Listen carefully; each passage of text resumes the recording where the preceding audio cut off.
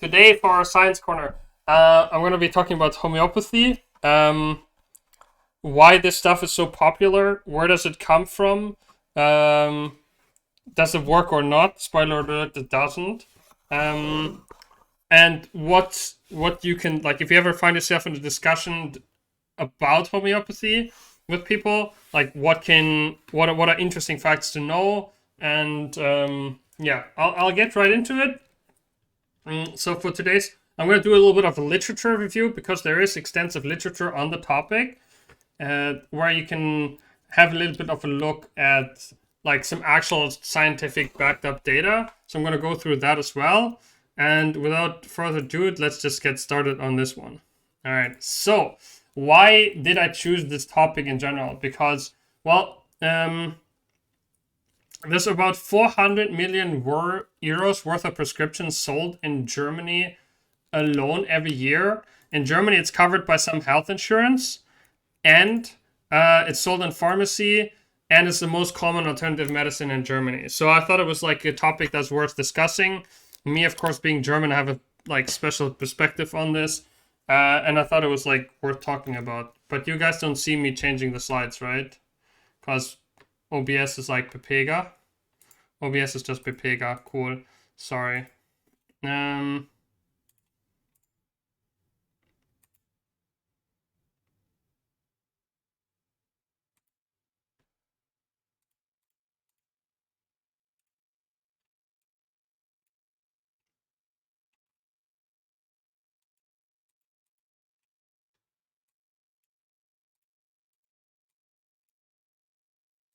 Come on, OBS. Alright, there you go. Now I should be seeing when I'm switching the screen. Alright, so this is the reason why I want to talk about it. And generally, so at this point, it's quite obvious that the current state of science basically shows that homeopathy does not work more than the placebo effect. And I'll show some studies that have explicitly looked into this and have concerned themselves with this. But on the other hand, of course, there's a lot of anecdotal evidence, you know? Quotes like, there are things that science just can't explain. If it helps, why not just do it?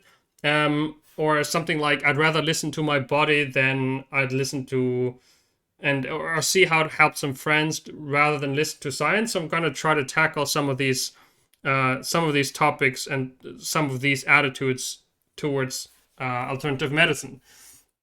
So one of this, so all of these are like common things you hear about it, and the chances, if you know someone that believes in homeopathy, you already heard some of these talking points as well. If you ever had a discussion like this, so what should you do if you're confronted with these arguments? What do you do with personal experience and scientific evidence are like so far apart for some people? Where does it come from? And what does homeopathy actually do well? Because there's some things that this does do well, they're just not scientific. And I'm going to go and talk through them a little bit as well. So, first of all, what is homeopathy? I don't know if everybody knows exactly. I guess most people have an idea what it is. But I think it's also very important to understand it. And especially in the debunking, it's very important to understand where this stuff comes from. So, this stuff was invented by Samuel Hahnemann in the 18th century, who was a guy from Saxonia who studied medicine, and he was a part-time translator. And the funny part about this is like an alternative medicine that is invented by one person, written down in a book, that is still examined and interpreted word by word, critically read to this day, even though it's hundreds of years old. And then along the lines of progression in the homeopathy, there was a separation between the purists and the more progressive ones. And that was like over the interpretation of the words of the guy. Sounds awfully lot like a religion, huh? You just have to believe it. You can't prove it. But of course, you know what I'm talking about. Of course, it's homeopathy that I'm talking about. But so I'm going to dive a little bit deeper into the story of this guy because I'll explain where all of this is coming from. So due to a lack of like money in his early studies, this guy also had a part-time translator job where he would just translate foreign writings into German, right? So in 1719, he translates a book on the treatment of malaria.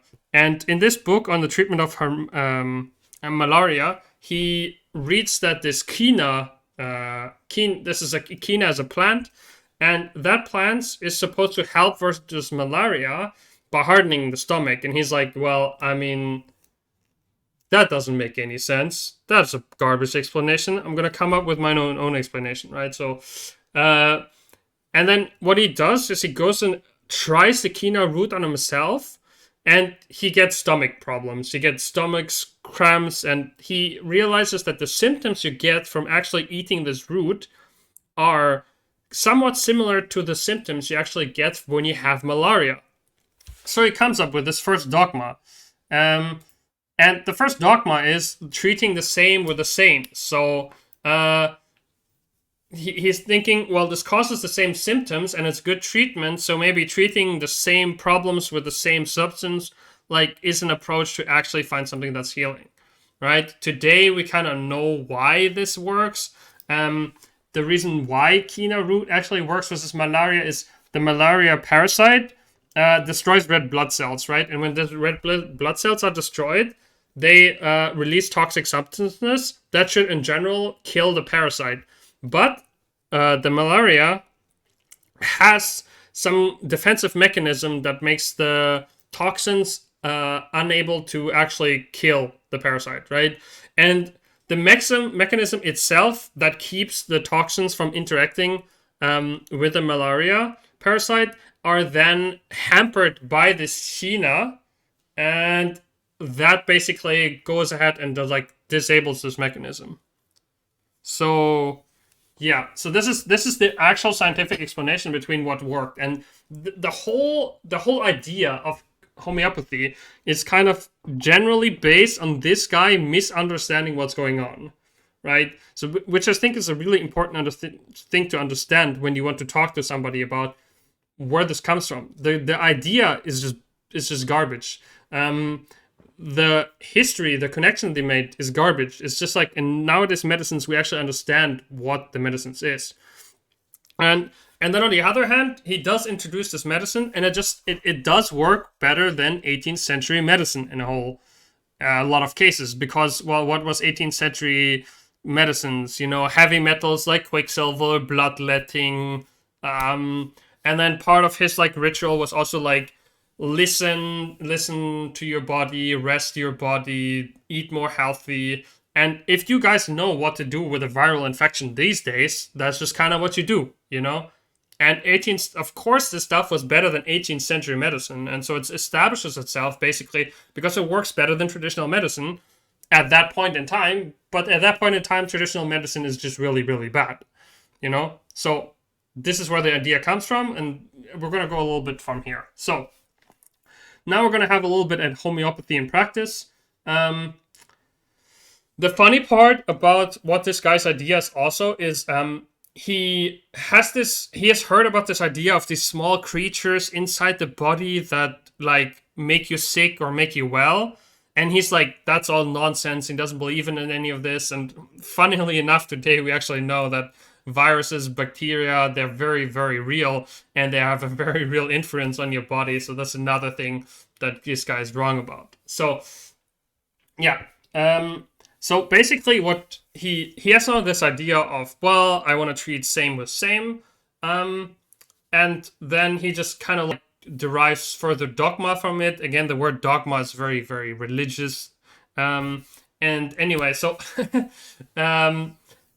he derives this dogma, and then he has some smart ideas. He's basically saying, if I have this kind of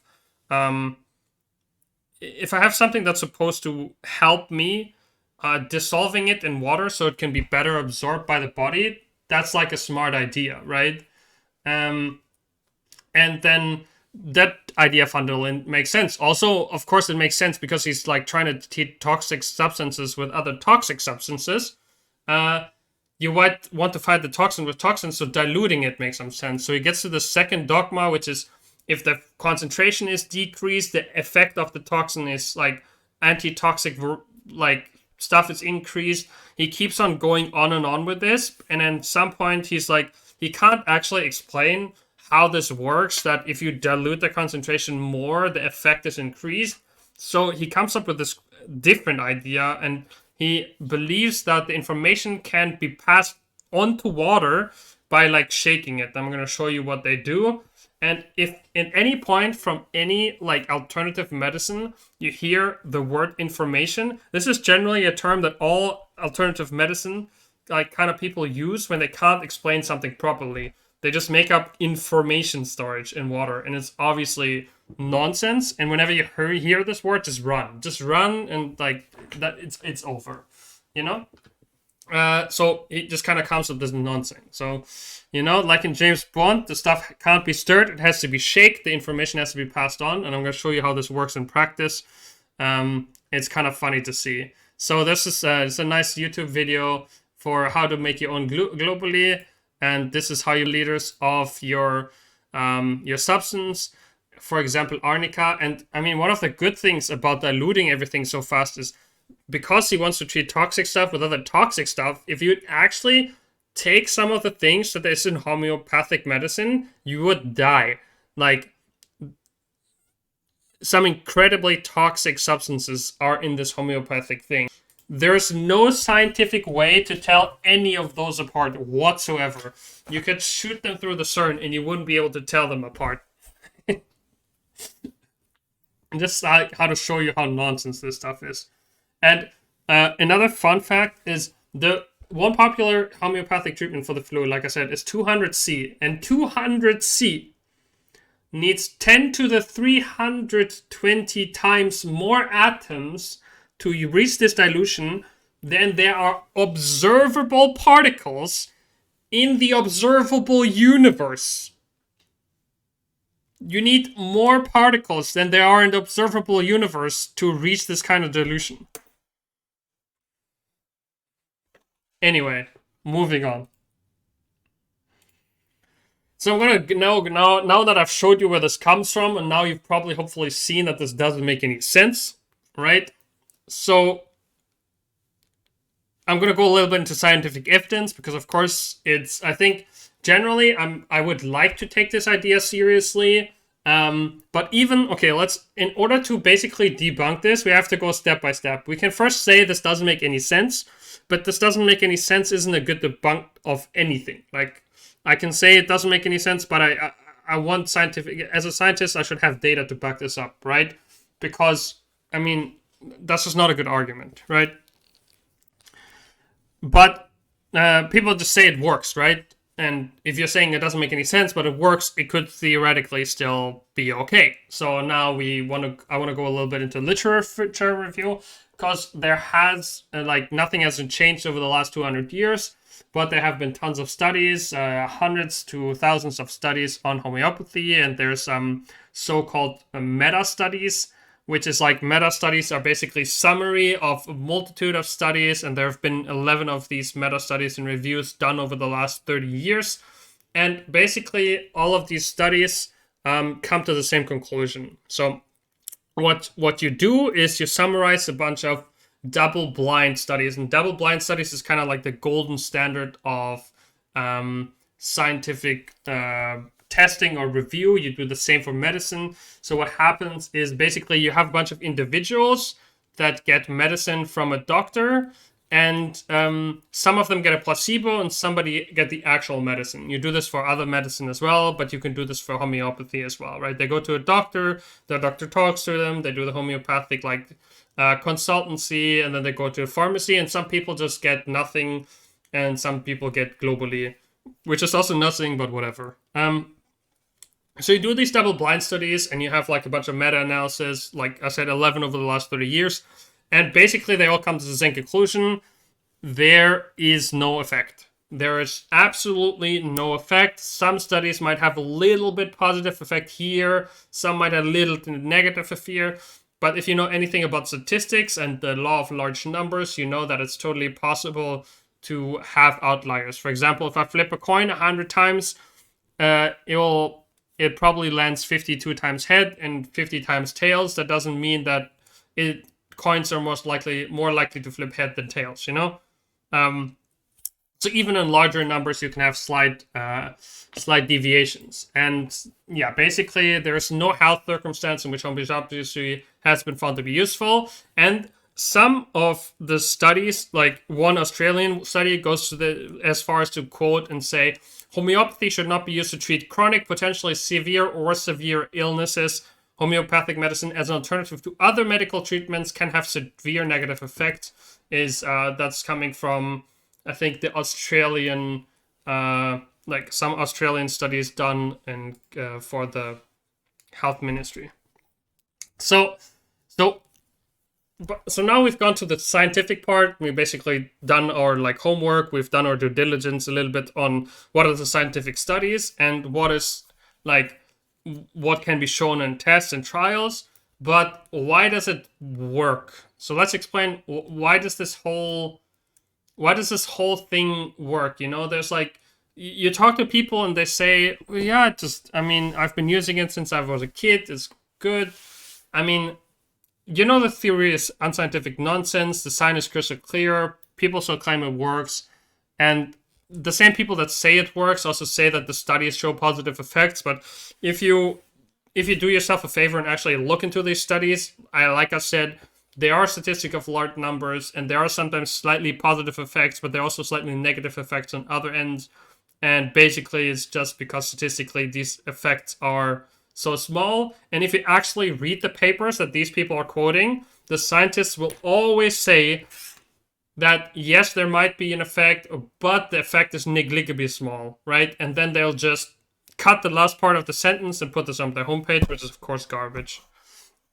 All right, so how do we explain the positive effects? You know, the highest form of scientific evidence is not scientific review, but Aunt Marie has felt better after doing it. Ne? Tante Inge hat das immer schon geholfen, as the Germans say. So that's the highest form of scientific evidence. It's not the review. It's the, I know this helped someone. And the way that we can explain this, and I think this is one of the more important, even those people of you that already know about homeopathy, if there's something you want to take away from this, I think the things that are coming now are the important ones. So, number one, the bias effect is large. For example, if you do this treatment a lot, you will in general remember the times where it did work well rather than the times where it did not work well. And if this actually coupled to the medicine is completely independent of that, you will see this not only for homeopathy, you'll see it for other treatments or other things that you just believe will kind of help, you know? So that's that effect, and then there's the placebo effect. And let's I don't want to down talk to the placebo effect. The placebo effect is a powerful medical effect. There's nothing to... Placebo effect is nothing to be, scoffed at. It's a useful thing that can be done. But the problem with homeopathy here is that you can't, under medical, ethical reasons... you could argue, yeah, I mean, okay, sure. Why shouldn't we just, if we know that, homeopathic doctors take more time, they make the people feel better, we know it's just a placebo effect, it's nothing else.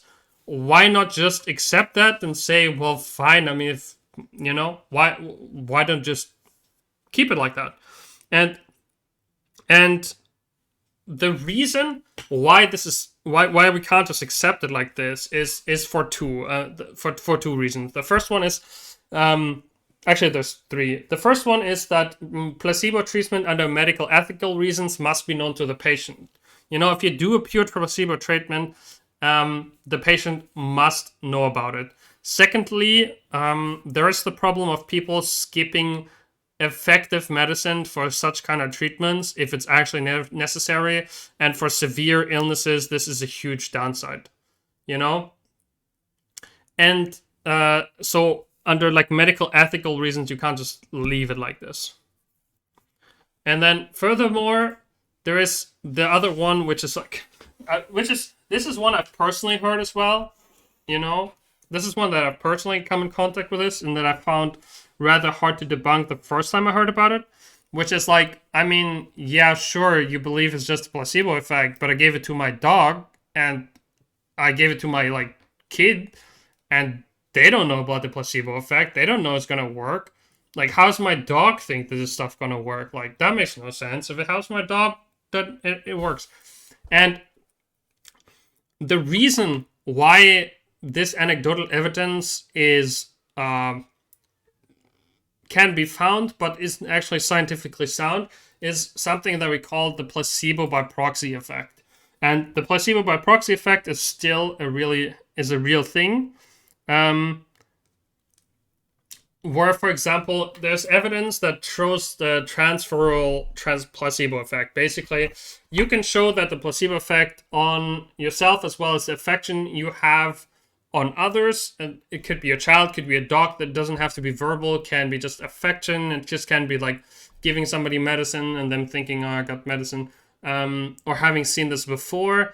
Even if you just believe something works, you're also going to have that effect on the people around you, and it does have a measurable impact that has been shown in studies on other people, such as your child and your dog. So the explanation of, yes, it worked on my dog and he can't know about placebo is garbage, because there's also placebo by proxy, which can be shown. So if anybody comes up with this argument to you, you know what to say. All right, and this is, now we're going to get, and this is the final part. Now I'm going to go get to the mad and the sad part, and this is a rather Germany-specific thing. In Germany, there is a loophole in German law due to lobbying in the 1960s, I believe, when medical regulations were increased in Germany after Contergan. People that are from Germany have probably heard about Contergan. There were more like increased requirements for medicine to come to the market because of the huge catastrophe that the introduction was to Contergan without proper clinical testing before. So they introduced much more strict testing for medicine to come on the market, but the German government decided they didn't want to subscribe. They wanted to subscribe to scientific pluralism, is what they call it. So the idea was that you don't only trust like general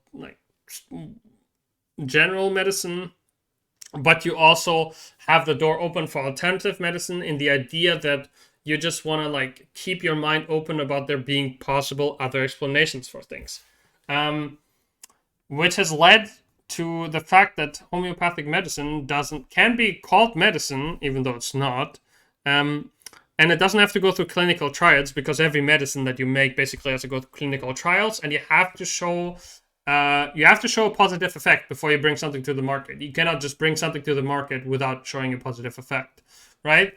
But so they don't have to go through trials, but they have to go through a homeopathic medicine council. And guess who sits on the homeopathic medicine council? People that know the topic the best. Homeopathic doctors.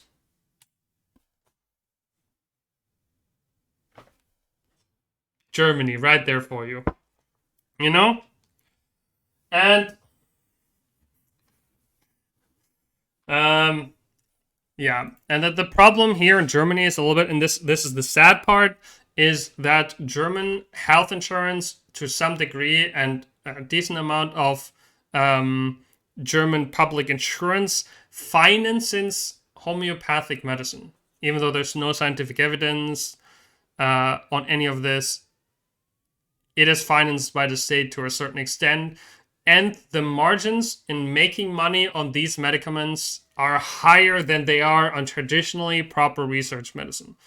That's the sad part, and that's also the part why I chose this as a topic, but because this is, in my opinion, something that has to stop, and that is totally not alright to happen. Alright, because that one's heavy, people clown. Alright, so in summary, it doesn't work. The effects it has are explained by placebo and the placebo by proxy effect. It should not be state financed, and if you use it instead of actual medical treatments, especially the more severe your illness is, it can be really, really dangerous. I hope you guys enjoyed this little science corner, 30-minute science corner. I hope you learned a little bit of something, even if you knew about the topic before. I hope that being able to understand the history, how this is made, where this has come from, and what the literature review is, helps you a little bit in understanding the topic, or if you want to discuss it with other people, you have something as well. I have all the sources here, a bunch of reviews in the sources. Those are the reviews where the science is based on. And then, of course, there's some information sites if you want to find more about it, if you want to find more about these topics, and if you want to have like information sites to pass on to other people. Maybe you have a discussion like this and you want to pass on this information to people that they can inform and look at this data themselves. Here are some sites